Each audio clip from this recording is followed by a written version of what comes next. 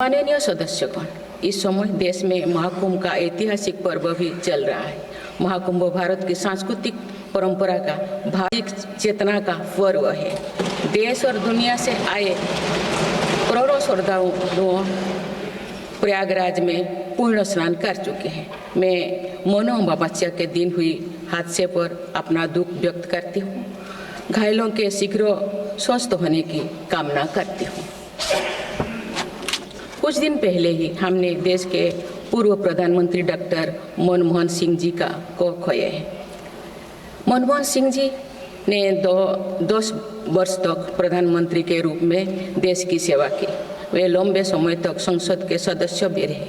मैं मनमोहन सिंह जी को भावभीनी श्रद्धांजलि अर्पित करती हूँ। माननीय सदस्यगण, भारत की विकास यात्रा की इस अमृतकाल को आज मेरी सरकार अभूतपूर्व उपलब्धियों के माध्यम से नई ऊर्जा दे रही है। तीसरे कार्यकाल में 3 गुना तेज गति से काम हो रहा है। आज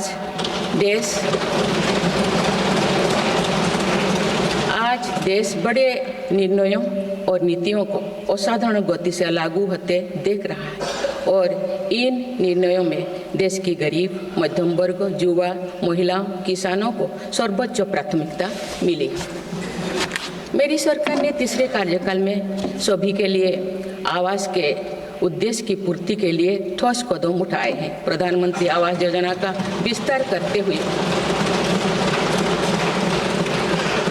3 करोड़ अतिरिक्त परिवारों को नए घर देने का निर्णय लिया गया है। इसके लिए 5,36,000 करोड़ रुपया खर्च किए जाने की योजना है।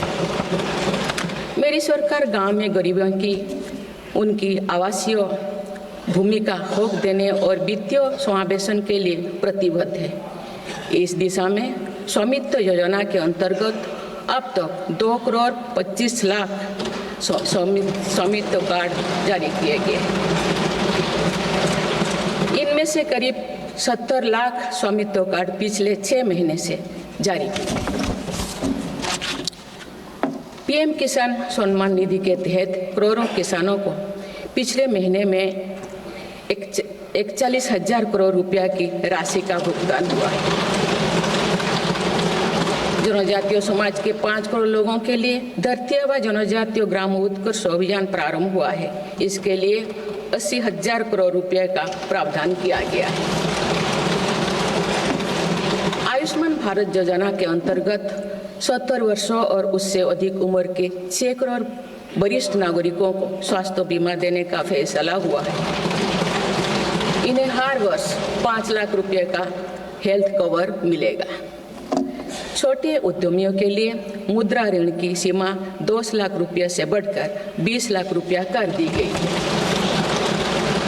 मेरी सरकार ने युवाओं की शिक्षा और उनके लिए रोजगार के नए अवसर तैयार करने पर विशेष फोकस किया है।